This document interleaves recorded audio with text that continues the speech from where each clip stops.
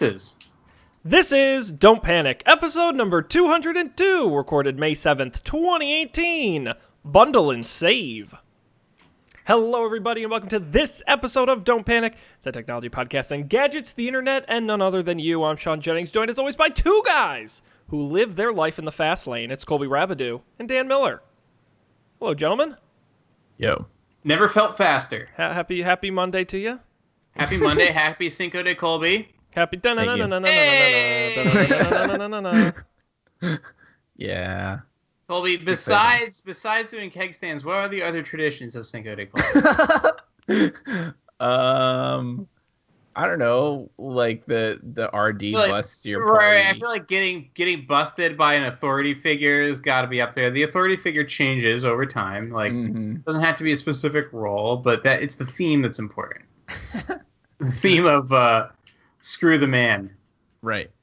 Stick it to him. Because the other 364 days a year, Colby loves the man. He's all about the man. Colby kind of is the man. Colby is the man. Right. So one theme of Cinco de Colby is it's important to like experience other aspects of life, perhaps. Like switch roles. Yep. Walk a mile in the other guy's shoes. Yeah. See what life is on the other side of the fence. Yep. I like that. Yeah. What are the other tenets of Cinco de Colby? I don't know. We've got the foremost expert right here with us. The titular man himself. In studio. That's right. Titular is such a weird word. I love that word. Right. I don't use it enough.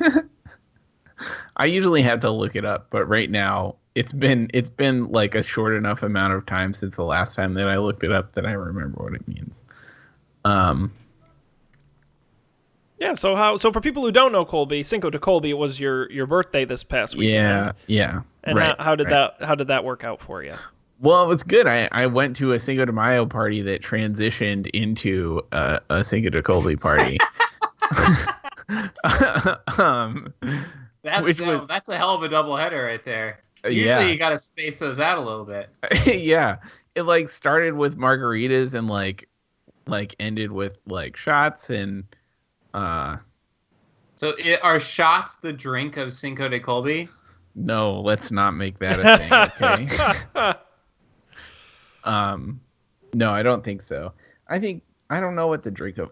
Actually, I remember one time at a Cinco de Colby party, friend of the show, Joe Spagnuolo, was trying to get me to do tequila shots, but like he had a few already, and he was so out of it that I kept like turning around and like pouring out the shots he gave me in the sink. And he didn't know. He did like 3 shots that way. He's still alive to tell the tale. He was walking around the party with this bottle of tequila, just like swinging it in people's faces. He was so happy. It's Colby's birthday! Yeah, and then sounds like shots are an integral part of Cinco de Colby. Well, they're certainly part of the lore. I don't know if we, it's like it's like certain holiday traditions that we don't do anymore. That the modern version of Cinco de Colby doesn't have shots, unless you're a hardcore, authentic reenactor. Maybe like 1 shot for tradition's for sake, every year but... he's been alive. Yes. Oh boy. Yeah, so I made it through the weekend, which was good. We're glad you did. Yeah, me too. I did less yesterday than I was expecting to, but it was good. I'm a year older. That's another tenet. Less is more. Yeah. Less is more. This is great. Yeah. We need to franchise out this idea. And like turn it into, because you know how like Valentine's Day, we all know, created by the greeting card companies, to sell greeting cards. Easter created by the chocolate. Is that apocryphal, or is that actually a true Sean Jennings fun fact? We got to Snopes that. No, let's just assume for the sake of conversation it's true. Okay, all right. I think we need to create Cinco de Colby so we can sell branded Cinco de Colby merchandise. There's a branding opportunity here, and that way people are forced to celebrate it, and then they buy our special. Like, what could we sell that you have to have for Cinco de Colby?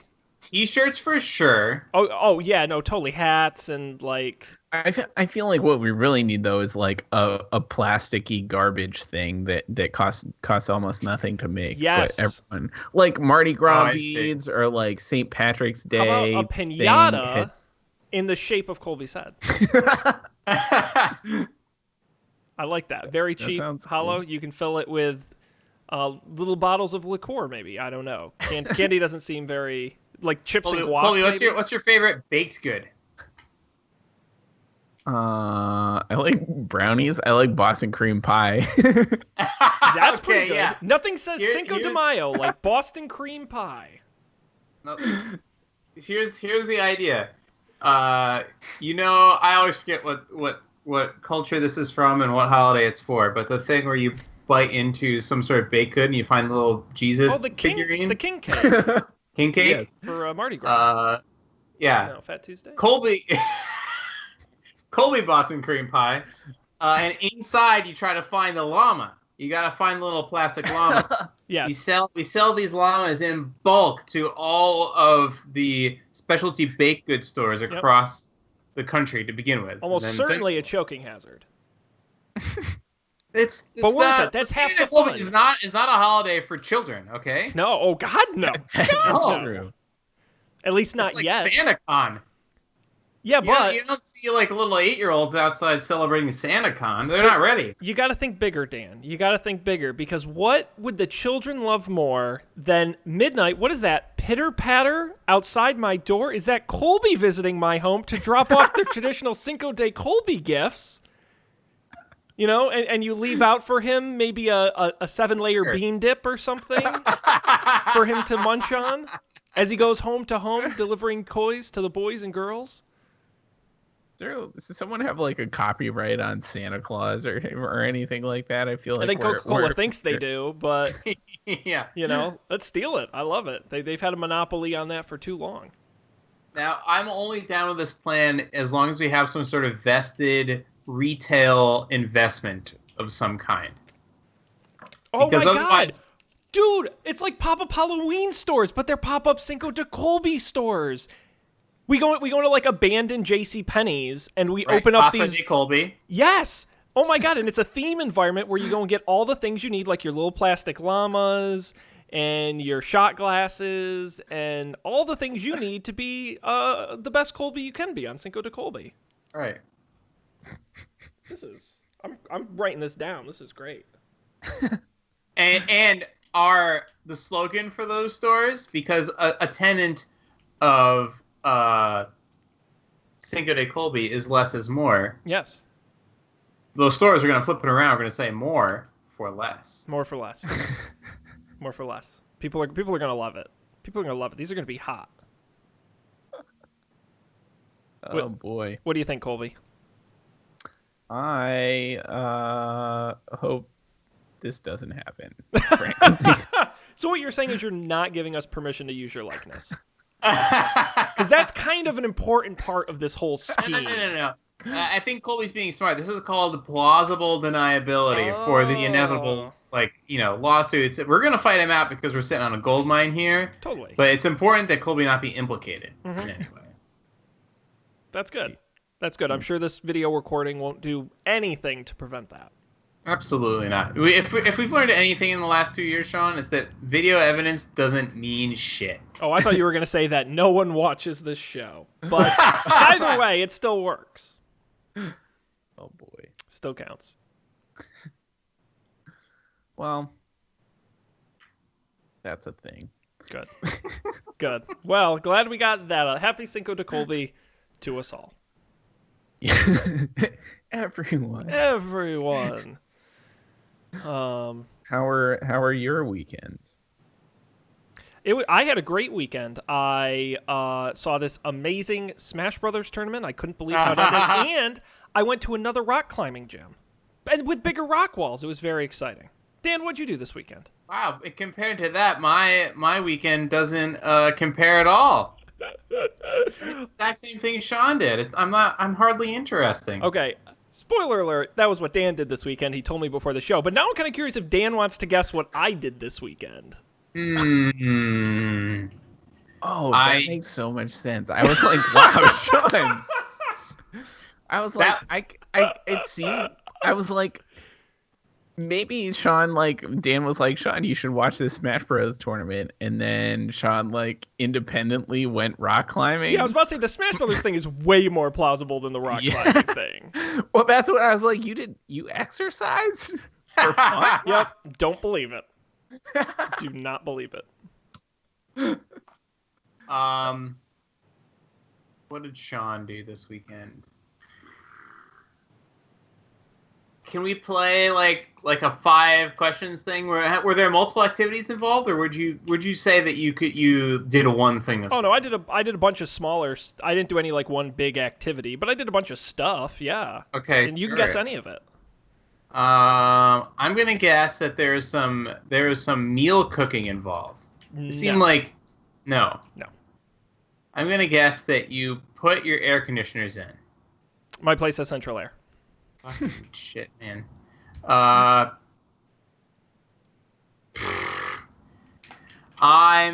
Did you read a book? I did read a book. That is one of my activities. Yes! Very good. Of course, I also just said like 5 sentences ago that I'm reading more, so that was That's called reading comprehension, Sean, except listening. Except listening. Yeah, exactly. No, Dan, the answer we were looking for is Sean got new brakes put on his car and bought fabric softener. Ooh, so you were close. You were exciting. pretty close. What kind of fabric softener did you get? I get the Downy Free and Gentle, which is the one with no dyes and no scent. And I do the same with my Tide detergent. I don't like my clothes to smell too much like fragrance after I wash them. And I find the Free and Clear and all those types, they do a very good job cleaning without all the extra stuff. Pro tip. I've never used fabric softener my whole life. It's great, but what I have found in using all sorts of different washing machines is if your washing machine doesn't have like a special compartment or is specially designed to work with it, I don't think it works as well. Because I think if you just pour it in the main load, like you just dump it in with all the other detergent, I don't think it works as well. I think you got to inject it at a certain point in the cycle. Colby, you've never gone mini golfing and never used laundry detergent? Your life is too hard. No. Roll it back. I've used laundry detergent. I've never used. Oh, sorry, fabric softener. That's what I meant. My clothes smell so bad all the time, and I don't know why. That's correct. I've never been mini golfing or used fabric softener. You don't know what you're missing in either case. Maybe my clothes are so, I don't know. They seem okay, but do they feel abrasive at all? Did it feel like they could do some softening? Yeah, but to be fair, a significant portion of Colby's closet, I have to assume, is already relatively soft T-shirts. So, these dress shirts I got to wear every day, they can get pretty rough. You can get some chafing going on. You get the fabric softener, it's luxurious. It's a nice skin feel. I see. Well, if I ever get a real job, I might have to invest. You gotta get dressed up. I feel like such a pimp rolling in my jeans. This place is so casual. I get to wear jeans to work every day. That's pretty crazy. Yeah. The modern workplace. Anyways. Yes. Sorry, Dan. I anything you'd like to say about your weekend? I hijacked it unfairly. No, that was about it. Watch Westworld. I don't know if we're gonna have a Westworld after show this week. No, Colby says. Colby hasn't seen it. Maybe Dan and I will. All I'll say, I won't spoil anything about the episode. I will just say this is like my picturesque Westworld episode. It was crafted for me just in terms of no bullshit and just fucking moving the story along. Interesting. I thought the story didn't move along at all. I know. I think in the span of time it didn't move along, but it just it wasn't a lot of jumping. It wasn't a lot of crazy shit. It was just stuff happened one after the other. Oh, okay. And then the stuff they sprinkled on top, especially the opening of the episode. The opening. Whew! Fucking That was great. But we won't talk anymore. We won't talk anymore about it for the sake of Colby. But it was a really. I'm very happy about where the season is going. Yes. I'm feeling positive. So anyway, let's see. Yeah. Okay. Banter time over. Over. Done. Yeah, Let's get down to business. We don't have a ton of tech news this week. It was a light week, all things considered, which is odd because we had. Well, it's because everyone was busy celebrating Cinco de Colby. I think that's what it was. The tech sector just kind of took the week off. Extended holiday. Right. A lot of long weekends. Pretty A lot of half days. Yeah. So not much happened, but there was a few things, guys. Is there anything in here that we want to jump in and talk about first? Tick, tick, tick, tick. We got Snapchat, Uber, Google, Facebook. I guess we had a good conversation Microsoft. about trivia. Yeah, we can talk about this one a little bit. Rather. Yeah, you bet. Google is secretly building a social gaming startup. Secretly? Well, it was secret. Spoiler alert. It's not anymore. It is called Arcade. Is the name of the sub company within Google. And its first app is slated to debut this summer. It will have elements of a trivia game. Arcade's games have no tie-in with existing social networks. Users create accounts with their phone number. Google is considering it a social media investment because once a game gets to a certain size, it's something of a social network itself, an internal person said. Sure. Eventually, the plan is to have this company make a bunch of social games. The first one is this elements of a trivia game is what we know so far. Mobile gaming with friends is the sort of idea. So like Words with Friends, but for any game. Yeah, social gaming. Not a super new concept, but Google thinks they can do something unique with it. I compared it in our spreadsheet to HQ Trivia, which sort of blew up over the last few months and as spectacularly imploded. And then the dust settled. Yep. And a bunch of investors are saying, where'd my money go? Wait, hang on. You're telling me that you only put ads on 1 out of every 10 trivia nights? I gave you $100 million. Your app barely worked. Oh, we were going to monetize later. We were building up scale, user base. Monthly active users, I think you said it was really important. We're being very mean. Yeah, but they kind of earned it a little bit too. We're not making fun of trivia. We're making fun of the whole thing. Well, it's like, I mean, is Zynga still a thing? I think so. Because they were really big, and then they've been struggling forever. Mm. And then, I don't. Didn't the Angry Birds guys lose a bunch of money too? They did. All those games. Remember Draw Something? Yep. Didn't it might have been Zynga. One of these guys bought them for like $300 million. Yeah. That's one of my all-time favorites. Because it's insane. I feel like they're the real winners. I hope they But that's what I'm just saying. cashed out and walked Cash away. out. Sell. If you have a flash in the pan, get the hell out of there. Because very rarely do you keep making money. Mm-hmm. Colby, you were going to say something? I was just gonna... I don't know. I was trying to think of I guess HQ is the most recent social game phenomenon I can. Well, you got all your Clash of Clans and those types of things, which could be argued as social gaming. Sure. So I'm curious to see what Google comes up with here. Google is partially responsible for Pokemon Go and that other game that is Pokemon Go but without Pokemon in it. Yeah. No, I agree. So, I just think it's hard to keep people interested in the long... Yeah. Like, what game are people still playing a year later on mobile devices? There really aren't many. threes. Yeah, well, it's just me. No, but you're right. I think it's really simple puzzle games are the kind of, I've had Sudoku on my phone since I first owned an iPhone a zillion years ago. So, I think simple puzzle games, sure, but any type of, you can go to Trivia Crack and Words with Friends and Trivia Crack? I've never even heard of that. Well, that was really big for a little while. I know people who still play that one, actually. But it's just a sort of a multiple choice trivia you play against friends, but not in real time. It's sort of turn-based. Interesting. And it was fun. They really went crazy putting ads in there, though. It was hard to play. But anyhow. That's what you gotta do. Well, you got them on. And they're still around, and they've been doing this for a number of years, so... I think the real model is the Zynga model, where you make a bunch of these games. Yeah, flood the market. And your business is making social games. I think was Rovio's real problem with Angry Birds, was they just went all in on Angry Birds, and more power to them. They had a TV show and a movie and 18 games. Oh my god, the movie. Did you ever see the movie? Anyone No. here ever see the movie? Was it in the movie draft? I saw the movie.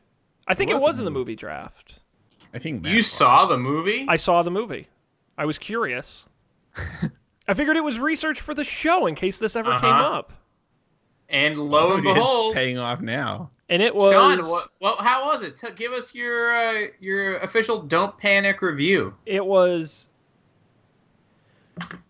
The problem with kids' movies today is they're all steaming piles of garbage. Most of them, anyway. All right. Okay? This sort of lowest common denominator, Minion style, just hot garbage. When you view it in that context, it wasn't that bad.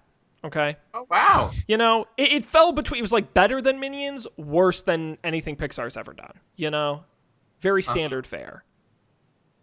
It was a fine way to pass the time. But also, if I gave it to a kid to watch, I wouldn't be like, God, that might be too stupid for them to watch. I wouldn't say that. Like, it was a fine movie. Well, so that's I give it 2 thumbs sideways. 2 thumbs sideways. Wow. And they're making a sequel, apparently. Oh, really? Yeah. Well, the first one made a bunch of money. I don't know. It did? 107 million in in North America and another 244 worldwide.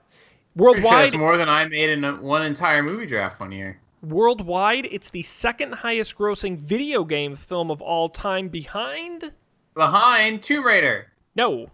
Try again. Oh. More recent. Behind. More recent.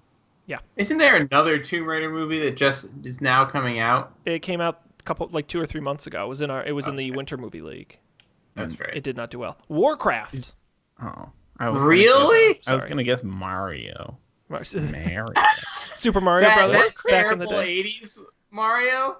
I don't know. Bob Haskins, John I thought Sean said Leguizamo. franchise. No, individual film. Of all time. Oh, I see. Sorry. I'm sorry. My bad. I thought we were talking franchise? about the game. No, actually, I don't know if it says how much. I would love to know how much money they've made off the game over the years. Are they a public company? Because then you pretty much know. Well, in 2017, their revenue was 190 million euros because they're based in Finland. It's crazy. Yeah, so they're, I guess, still making money. Keep that low overhead and... Oh my god, they have the ugliest office headquarters. Oh my god, I'm going to put up go to their Wikipedia page for Rovio Entertainment. I'll put up on the screen here. Rovio Entertainment. It's like those typical like European...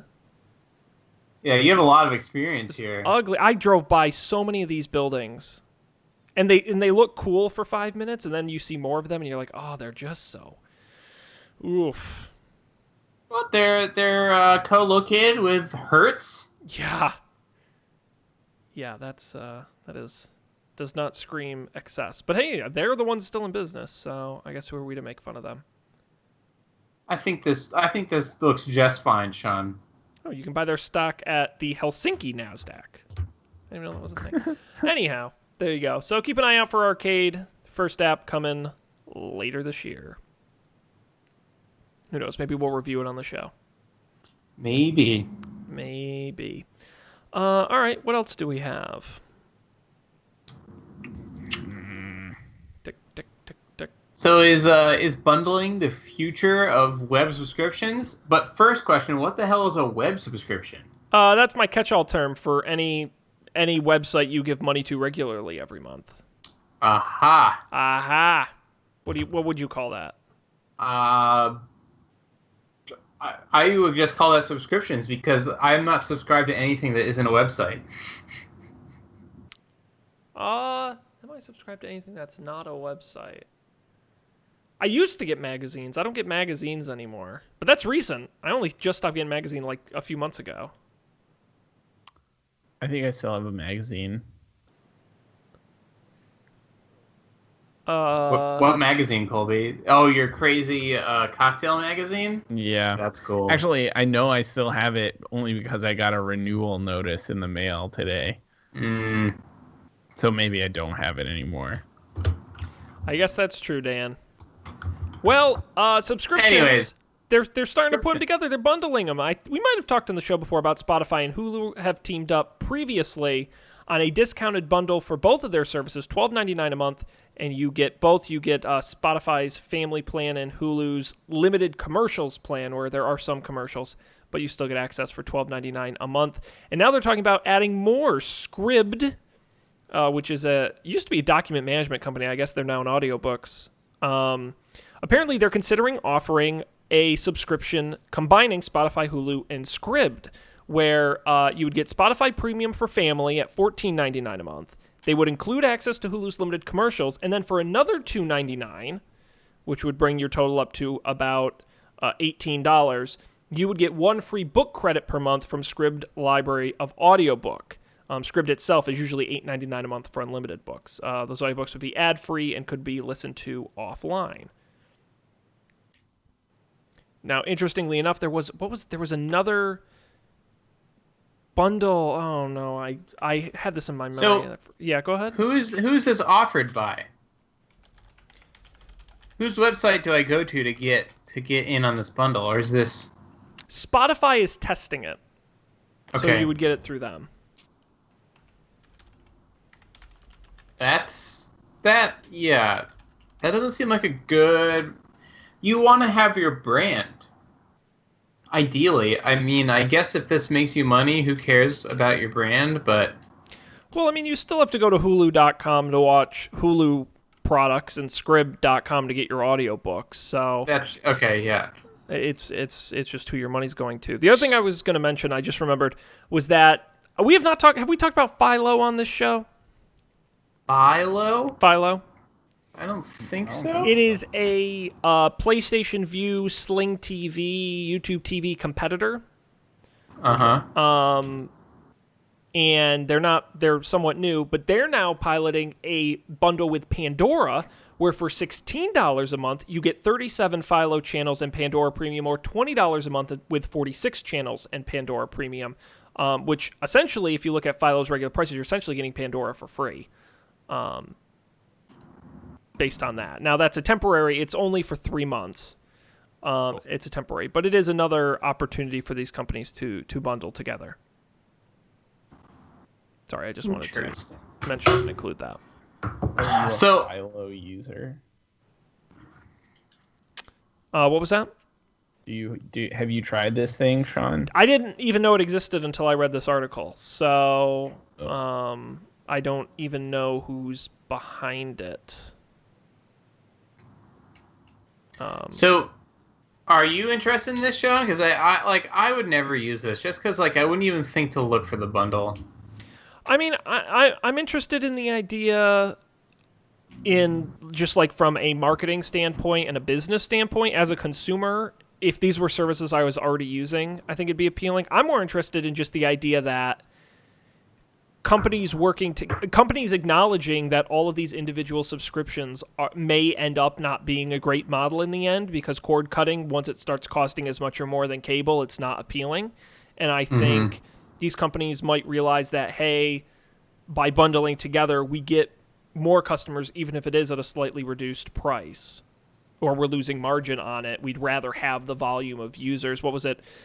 It was earnings week this week. Netflix has over, I think was it 118 or 120 million paid subscribers in the US or North America. Hulu had about 20 million. So a huge gap. And I think if bundling is a way for them to get their name out there and cross-pollinate with other customers, I think it's a really great idea. Will consumers warm to it? I don't know. I guess it depends on how easy they make setting it up and buying it, and what the value is, and how the fine print works. If they make it easy, I don't know. Right. It's really interesting. I guess people do that a lot for cable stuff, but that's all from one company. Right. I don't hear of this often with distinct services. Yeah, I think. Well, it's funny. I was going to say DirecTV and AT&T Wireless have a deal, but then I forgot they're both owned by AT&T. So I guess that doesn't really count. But you're right. It doesn't often happen between companies like this. It is interesting. New. I don't know. Things are changing. Yeah, I don't know. What do you guys think about this? Would you because you guys are, I'm not a Spotify user, so I don't really count. I don't have to pay for Spotify, so. I guess if it was like, I'm interested in Hulu, right? Because that's something I would use. Mm-hmm. I use a music streaming service, and I use multiple TV streaming services. So if I could get a discount on some of those, and it wasn't too inconvenient, it wasn't time box, and it wasn't this weird other site I have to go to now to manage these subscriptions, then I would totally do it. It's free money. And I might even pay. I'm not paying for Hulu right now. I wish I could watch 30 Rock. I can't. So I might do a Hulu bundle, even though I'm not paying for Hulu right now. So I'm open to it, but it can't be terrible. It can't suck. Yeah. I think, like, I don't know, like, I would consider doing it for some, like, services that I use, right? Like, I have Hulu and also HBO now or whatever. Like, if I could do both of those somehow. Yep. For less dollars, I would probably do it. But, I mean, what I end up doing now is, like, canceling them when there's no shows I want to watch on them.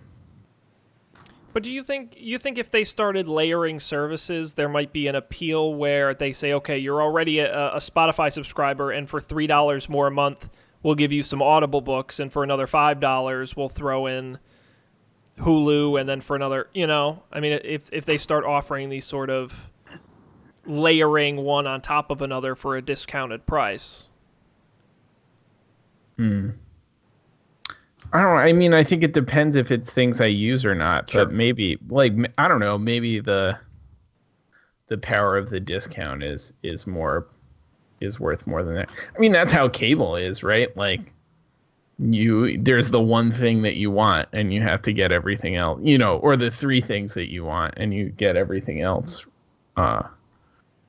regardless. It's interesting. I think one of the things that's interesting about this specifically is that these are different services. I mean, it's not like Hulu and Netflix and HBO, because those are pretty similar, but you're mixing music with video with audiobooks. And when I think of, like, my cable subscription, I can add as many channels as I want, but there's not a lot of opportunity for cross-pollination. I think that's where things become interesting, where you're getting these sort of different types of companies.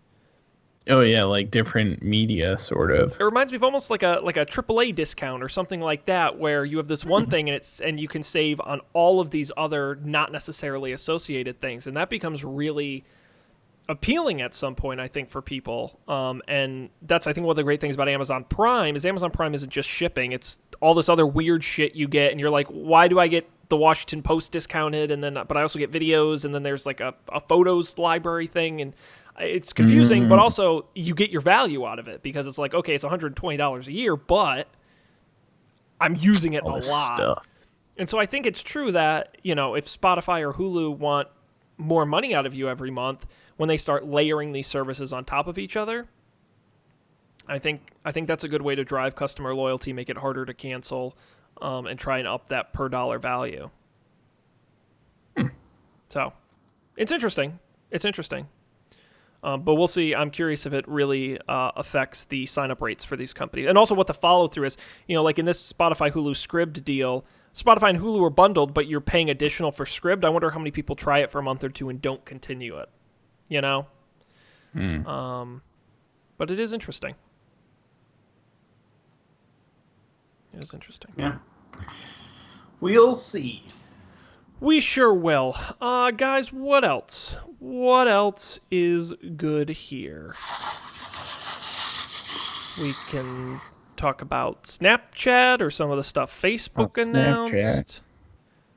Not doing well, it sounds like. No, Snapchat not doing great. They're struggling. Have you guys used the new redesigned Snapchat?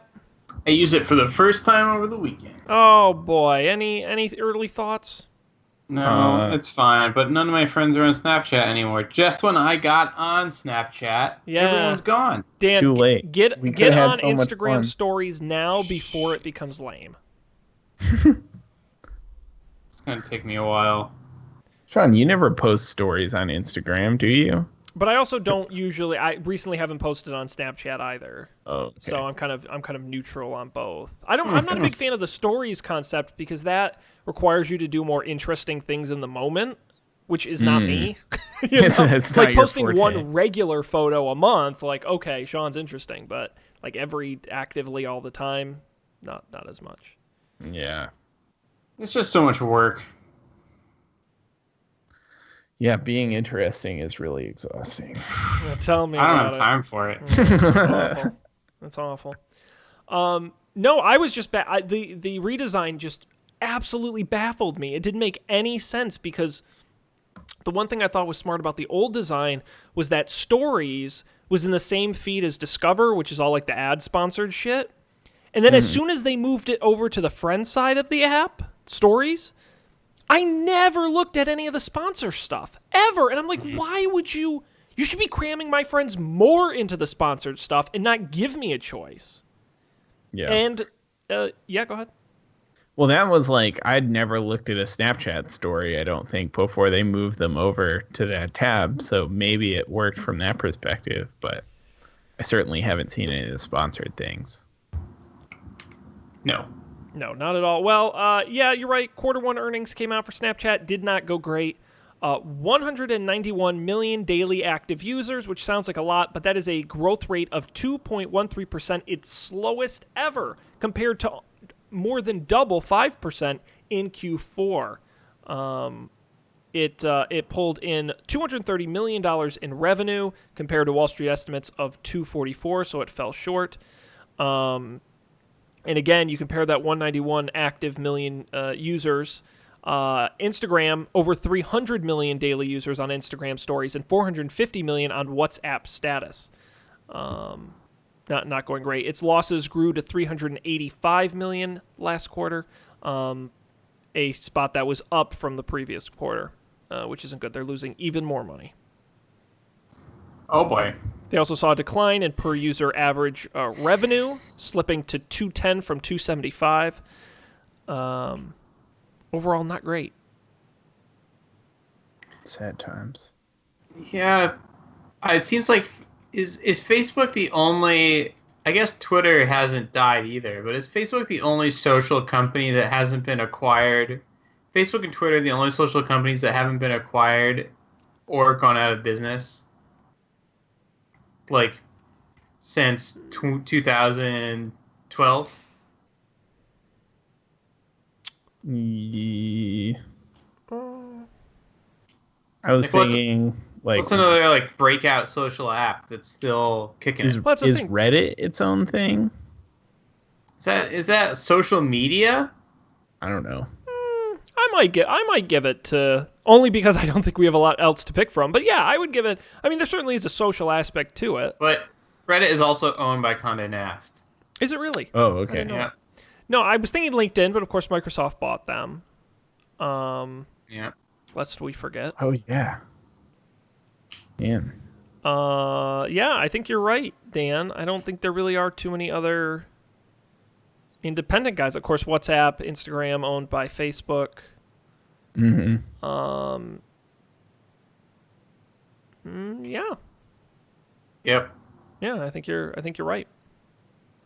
So it seems like a losing business is all Well, but I guess then that's the question, right? How much of this is self-inflicted? Do you think Snapchat would have suffered just naturally due to the sort of ebb and flow of the social market, or do you think that their own bad decisions have led them further down that path? Like what bad decisions? Well, the redesign apparently didn't go over well. I mean, they've been dropping users, and their revenues aren't climbing. They've only been dropping. We all thought the redesign was a good idea when we talked about it on the podcast. Well, that they needed one. The one they right. chose, I don't know if we agreed that was a great plan. Sure. I wonder if this is a coincidence, and it's that Instagram stories are taking off, because I feel like they were already taking off like a year ago. It feels like they caught up very quickly, I think. Right. So is it that the Snapchat redesign was terrible, or is it that people already have Instagram stories have iterated to the point of being good enough, and that's that? I mean, I would probably say Instagram stories was dumping gasoline on a fire that was already burning. You know, I think the reason. Again, you want to go where your friends are, where your users are. We've said this time and time again about social apps. I think the only reason Twitter has remained independent and relatively successful, relatively in quotes, maybe not financially, but certainly in users and those sorts of things, is because of the unique audience that's there, being used by people like the president and others. You know, I think you can't really, that's hard to replace elsewhere. But I think with Snapchat and Instagram, there was always a huge amount of overlap between those services. And so eventually it was going to, ebb and flow between them. And I think just the tide has swung towards Instagram at this point, because it's got the traditional photo feed and the stories element. So the people who are already using it are now using it more, and the people who were using Snapchat are now using Instagram. Yeah. And I think the difference between Reddit and a social media thing is that you don't really care if your friends are on Reddit. It doesn't affect your experience at all. It's the same with Twitter, I would argue. I follow almost no friends on Twitter. Yeah. It does feel like, though, that if I don't know what a good example is.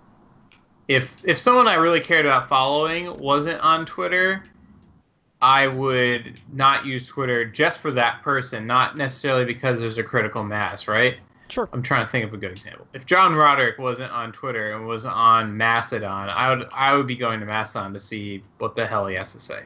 Sure. But with Reddit, it doesn't. If one person isn't on Reddit, it doesn't really matter. True. Reddit is about the masses, and Twitter is about the celebrities. So I think Twitter's problem is kind of different, but the same almost. It's not your friends; it's the celebrities. At least for normies like us.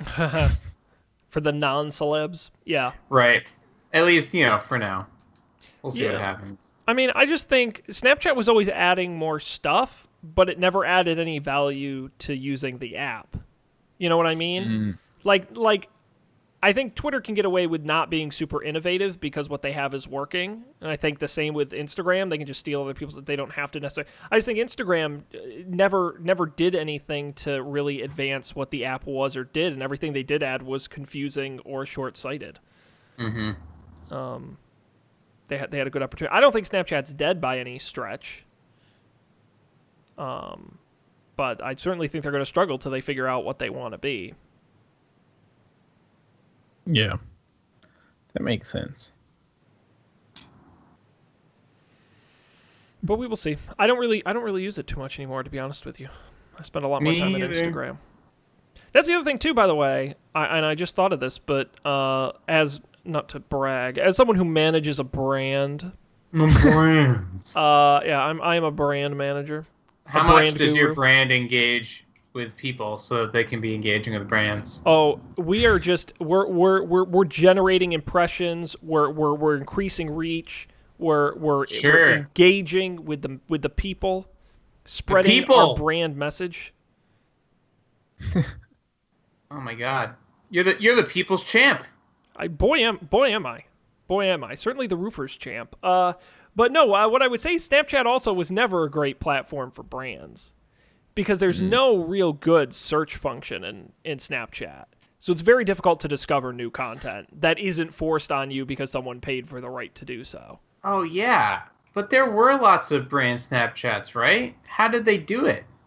They tweeted that stupid Snapchat QR code thing a lot, and that was how they expected people to find you. Yeah, no, seriously. I was baffled they never did that. Hashtag. There's a reason why every social network has hashtags. Even Facebook has. Everyone has hashtags. And there's a reason why, because you can search them.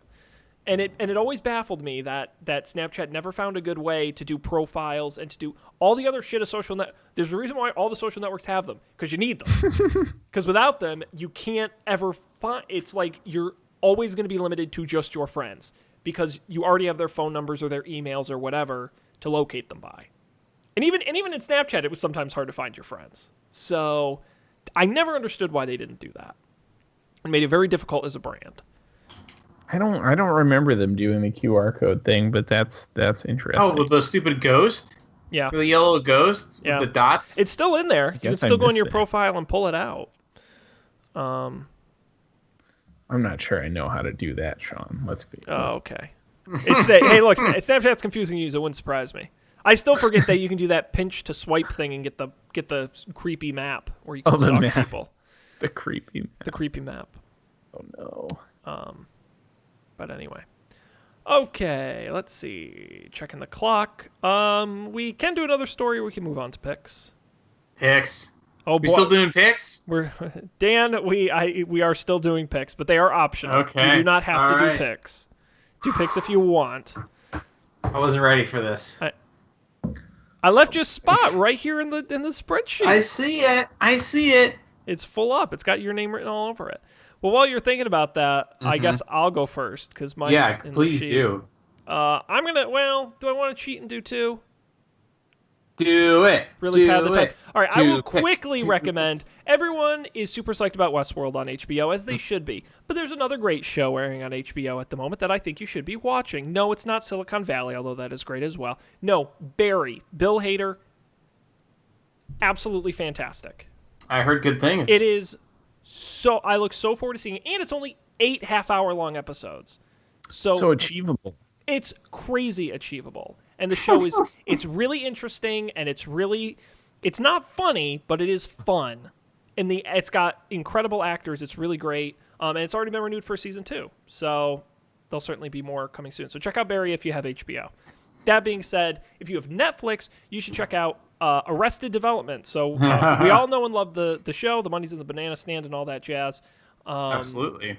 But the Arrested Development came back for a 4th season. You may remember a while back. But they did that weird thing where each episode followed a single character over the whole story.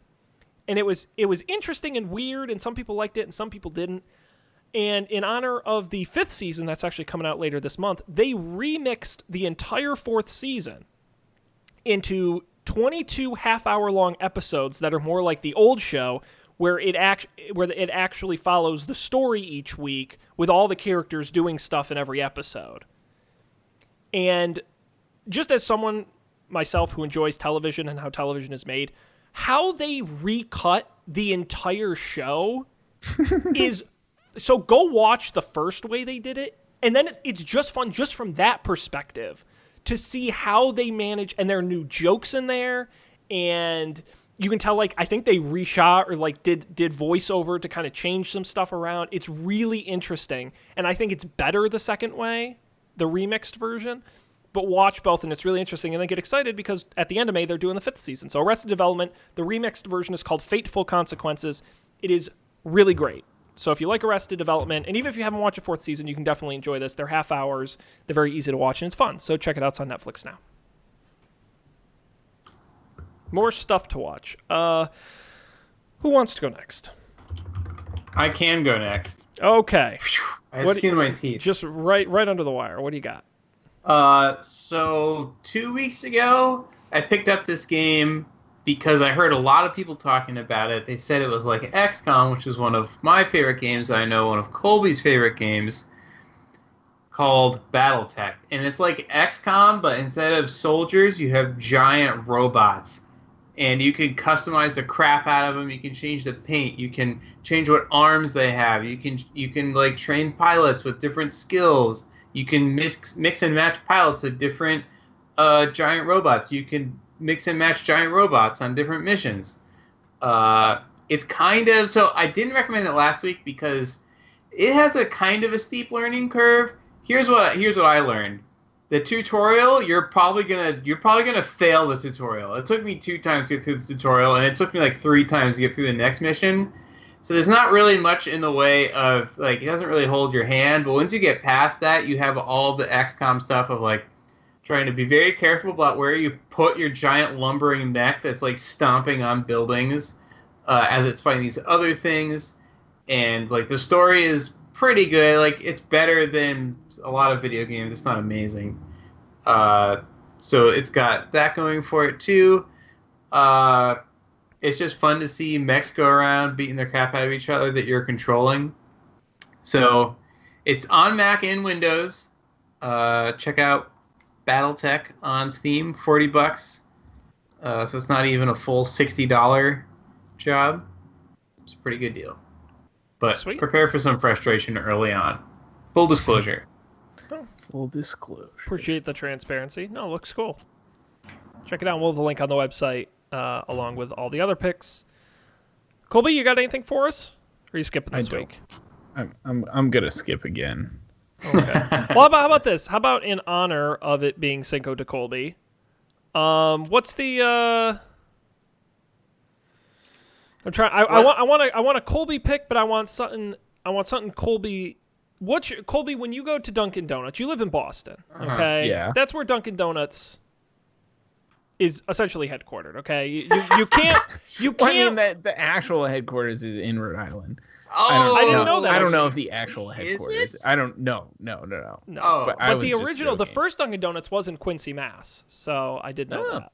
That's pretty close by. So you can't walk 5 feet without bumping Dunkin Donuts. Colby, when you go to Dunkin Donuts, what is your Dunkin Donuts order? What's the Colby beverage? Yeah. So And for what's the Colby years, snack, and then what's the Colby meal? Yeah. He gets the filet mignon, Dan. for a long time, I would get a small iced coffee, black with 1 sugar. But now I get cold brew because it's way better. Sometimes I do cream. I usually do 1 cream and 1 sugar. So a Dunkin' Donuts power user move is like you can tell them how many units of cream and units of sugar you want. And in a small, like, here's a pro tip that somebody who used to work at Dunkin' Donuts told me one time. In a small coffee, the default, so if you just get a regular small coffee, be it iced or hot, the default is 2 units of cream and 2 units of sugar. I have no idea how much of each of those it is. It's just it's the standard Dunkin' Donuts unit of sugar. And I think 2 of both of those things is too many. So I get 1 of each in my small, 2 of each in the medium. In the medium, you normally get 3, but you can reduce it by 1. And I think it tastes much better. And yeah, that's what I get. Small cold brew, 1 cream, 1 sugar. What I love about Dunkin' Donuts, I don't know if you've ever seen it behind the counter, but like they have a cream machine that they put the cup under that automatically, and it literally has buttons labeled 1, 2, 3, 4, 5, and 6. And so I don't even think they know how much cream a 3 is, but they push the 3 button, and boom, you get 3. No joke. One thing I recommend if you really want to screw with them, order 2 different numbers. So get like 3 cream, 2 sugar. They do not know how to handle that because they're so used to being even. Because that's what I get. I do the liquid sugar, which is a pro tip. Because you can do granulated, or they do a liquid sugar, which I'm sure is some kind of horrible corn syrup. But it also means it doesn't all sit in the bottom of like an iced coffee. It's kind of pre-mixed in. See, I think the sugar sitting at the bottom of an iced coffee is a feature, not a bug. Like you do that's consume what you less want. sugar. Yeah, That's what you want is the sugar at the bottom. you're not wrong. So you can get like a sweet sip and get like a coffee sip, and that's what I like. Yeah, no, you explain your coffee order, Colby, made me feel kind of ashamed for my medium caramel swirl, dark roast ice, 3 cream, 2 liquid sugar, half ice. Oh boy. It's just a sugar bomb. It's terrible. I mean, it sounds good, but in a different way. The swirl part of caramel swirl is just sugar. So it's not great. But good. All right, well, there you go. In honor of Cinco de Colby, go get yourself a small cold brew in Colby's honor. Raise a glass. Now, what snack do you get? I like the old-fashioned, so either the old-fashioned donut or just like the plain stick. I feel like those are pretty good. The plain stick. Yeah, it's like donut material, but in a stick It's instead like of a glazed circle. stick, yeah. Oh, I didn't even know this was a thing. Do you know I'm that so out of it. they'll put jelly in those now? Have you seen that? Well, Yeah, the jelly. It's a jelly stick. good. It's great. That I could see. A jelly rod. So a beef I have with jelly donuts is that like there's one bite in the middle that's all jelly, and then the rest of it's just donut. I feel like done well, a jelly stick could be more evenly distributed. And the best thing about the jelly stick too is they actually inject it on both ends, because there's no way you're going to get jelly the whole way through. So you always get jelly throughout. I recommend if they have the jelly stick in stock, try the jelly stick. I'm gonna have to keep an eye out for that. It's pretty legit. And breakfast meal. Oh, sausage, egg, and cheese, sesame seed bagel. Ooh. Wow. I used to do bacon all the time, but I think the sausage is more satisfying. More satisfying. Like it feels like more food. I don't know if it is. Yeah, as I recall, the Dunkin Donuts bacon is pretty thin. Yeah. It's a bad like bacon to bagel ratio, I think. The B2B. Yes. Yeah, you need a good B2B if you're going to be injecting it on both ends. Whoa. Whoa. Those are your words, not mine. I think we're mixing metaphors or something, though. Absolutely out of control. Now, Dan, you're a New Yorker, so I should ask you, what's your Starbucks order? I don't go to Starbucks. Oh, come on. There's one on every street corner. I have not been to Starbucks in 2018. Oh, that's pretty good. That's pretty good. It's not even the beginning of 2018 anymore. That's true. Mm. I'm pretty sure the only time I went to... I don't even know if I went to Starbucks in 2017. I probably did at some point. Yeah, sometimes they're just convenient. If I go to a New York, an actual, honest to goodness New York coffee shop. We definitely went to Starbucks in Hawaii, like in the airport. Oh yeah, you're right. Yeah, you're but right. I think airports are like bad decision free zones. Like you're in like you literally are locked in the airport. You don't have a choice. We actually weren't, because we could have just jumped off the side and been out in the parking lot. It was an open air airport. Airport. Yeah. Just a small black coffee. Small black coffee. Always small. Always black. I just can't drink coffee that fast. By the time I get to even a medium, it's cold. Yeah, I do find I end up wasting coffee when you get anything bigger than... Yeah. In the summer, I will do an iced coffee. Sometimes an iced latte if I'm feeling splurgy. Ooh. Snacks? I think my preferred snack is a blueberry muffin. If you've got a blueberry muffin or a blueberry scone, I'm all over it. And then they don't really do meals, but I guess it would be an everything bagel. Yeah. Very nice. New York bagel. All right. That's You just all rated yourself. Yeah, when I can't do a good New York impression, I just kind of shout. And that's kind of like being in New York. What did I I'm not making any friends. Crap. I saw a very heartwarming... Oh, I went to the post office this morning to pick up my tragically undelivered trophy that Sean so graciously sent me. Mm-hmm. Tragic because my doorbell doesn't work. So it's impossible to deliver anything. And I would like, the line was sort of, it was a very un-New York line. Actually, no, it was a very New York line. The line was more like a loose mob in front of the tilling booth. Mm-hmm. And some lady was like next to me.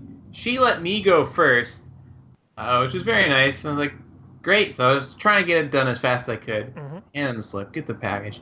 And And this is, to be honest, this is in like a really bad neighborhood. Like the other side of the highway for me is pretty bad.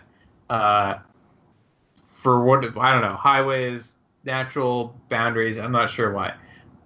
So it's kind of a sketchy neighborhood, but everyone, it was so nice. And so this woman lets me go first. I get my package. This other guy walks in, and she lets him go first because he has his daughter with him. Yeah. And he's trying to get his passport renewed. And then that lady starts giving him advice on how to get hey, here's the deal. You got to get your kid a passport. If you're trying to do it right now, this is a place in Manhattan, but you got to wait there all day. So here's what I would do if I...